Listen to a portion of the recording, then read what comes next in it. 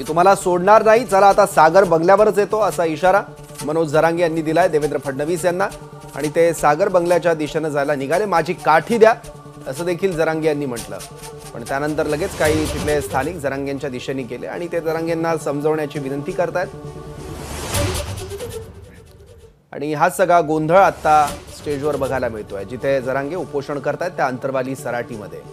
त्यामुळे सागरवर मी येणार, मध्येच मेलो तर मला सागर बंगल्यावर न्या असं देखील मनोज जरांगे यांनी म्हटलंय। त्यामुळे पूर्ण आज जी काय त्यांनी भूमिका मांडली आणि जे संबोधन केलं त्याच्या केंद्रस्थानी होता देवेंद्र फडणवीस यांच्या विरोधातला रोष आणि देवेंद्र फडणवीस यांच्या विरोधातले आरोप। फडणवीस तुम्हाला आयुष्यातून उठवेन असं देखील मनोज जरांगे यांनी म्हटलंय। त्यामुळे एक प्रकारे इशारा धमकी देखील त्यांनी देवेंद्र फडणवीस यांना दिलेली आहे। मी सागर बंगल्यावर येतो, माझा बळी घ्या, नाहीतर फडणवीस तुम्हाला आयुष्यातून उठवेन असं देखील मनोज जरांगे यांनी म्हटलंय। काय घडून येतंय ना, मी पुन्हा सांगतो, मी कोणत्याच पक्षाचा विरोध म्हणून करत नाही, पण आज सगळंची सगळं खरं बोलावं लागतं। फक्त त्यातले शब्द समजून घ्या। हे सगळं करतोय तो फक्त एकटा देवेंद्र फडणवीस।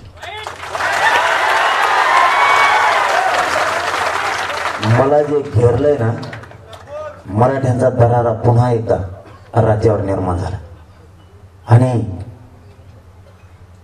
हे दरारा संपवायचा त्यांचं स्वप्न आहे। संपवायचं तर मराठ्याच्याच हातात संपवायचं।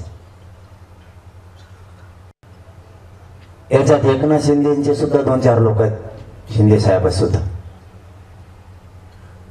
अजितदादांचे सुद्धा 2 आमदार आहेत याच्यात आणि सगळ्या सोयऱ्यांचं होऊ देत नाही आणि 10% मराठ्यावर लादायचं काही करू आणि हे पोरग ऐकतच नाही।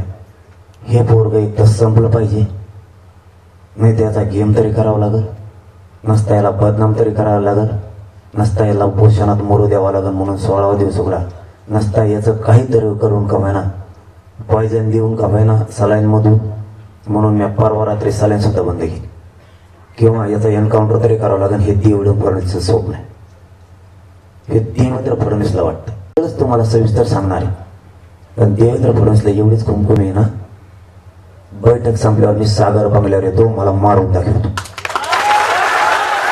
मी तुझ्या सागर बंगल्यावर येतो की हे माझा बैल, पण समाजाची इमानदारी मी नाही ऐकू शकत। समाजाला ओबीसीतून आरक्षण पाहिजे, हेच घ्यायचंय, घेणार आहे। 10%ला नाही हात लावून माझ्या तोंडून ओतून घेण्यासाठी तोच हे उभा केलेला, मी त्याला दोष देत नाही। आता हे जे उभा केलाय हे त्यांनीच उभा केलाय। मी आज फक्त माणूस म्हणून बोलतो, देवेंद्र फडणवीस काय चीज हे सांगतो। बामणी कावा माझ्या विरोधात चढू देणार नाही, याला मनोज जरांगे मराठ्याचं पोस्ट म्हणतो। तेव्हा बामणी कावा जर बोलला नाही ना तर माझं नाव बदलून ठेवी येतो आता देणार। मी तुझ्याकडेच येतो, आता तुला माझा बळी घ्यायचा आहे ना, तुझ्या सागर बंगल्यावर पायी येणारे उपोषण करत मेलो ना मध्ये याच्या दारात नेऊन टाका मराठ्यांना, मला निघालो तुझ्याकडे मिळाला। तो शिवसेना सोडताना छगन भुजबळने शिवसेना सोडली आणि वाचवलं शरद पवार। छगन भुजबळ कव्हाच राष्ट्रवादी सोडू शकत नाही आणि अजित पवारचं त्याचं जमत सुद्धा नाही, तर ते दोघं एकीकडे जाऊ शकत नाही। तरी बी पुन्हा जेलला देवेंद्र फडणवीस टाकीन म्हणून छगन भुजबळला तिकडे अजित पवारचं त्याचं पटत नसून जावं लागलं। एकनाथ शिंदे साहेब कव्हा शिवसेना सोडू शकत नाहीत बाळासाहेब ठाकरेचा विचार, कधीच ना विलासानं त्यांना तिकडं माघारी जावं लागलं। आता तुम्हाला याच्या पुढचं सांगतो, अशोक चव्हाणांच्या घरात 3दा मुख्यमंत्री पद दिले बापासह, कव्हाच वगैरे सोडू शकत नाही तो, कव्हाच, पण जावं लागलं। आता मला एक प्रश्न पडलाय, तो ज्यांना जेलला पाठवलं ह्या पुऱ्याला, हे तुझ्या पक्षात आल्यावर कसं काय चांगले झाले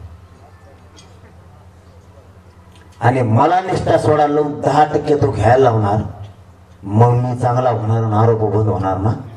कर तुला आरोप करायचे तर मी मराठ्याला सोडित नाही, कर तुला काय करायचं मग वाकडं। तुला माहिती आहे का मराठ्यांजवळ किती आड आहे? तो बामणी कावा जर कुठेल ऍड केला ना तर मराठी बी आवला सांगणार नाही। बामणी काम माझ्या विरोधात, माझ्या समाजाच्या विरोधात वापरायला लागला, गुन्हे दाखल करायला लागला. तुला 5 महिने झालं आंतरवालीतले महाराष्ट्रातले गुन्हे मागव आहे ना. तुला हैदराबादचं गॅजेट घ्या म्हणून सांगतो, तुला 5 महिने लागतात नुसते गॅजेट घ्यायला. हे सगळं देवेंद्र फडणवीस करतोय आणि याचा स्वप्न आहे. काही झालं तरी हरकत नाही, सगळ्या सोयऱ्यांचं करोनात आणि मराठ्यांनी आणि मी पणच मानला आता सगळ्या सोयऱ्यांचीच अंमलबजावणी घेणार, गॅजेटच घ्या. मी काय चूक केली? समाजाला आरक्षण दिलं, मी समाजाबरोबर निष्ठा ठेवली माझ्या. एबीपी माझा, उघडा डोळे बघा नीट.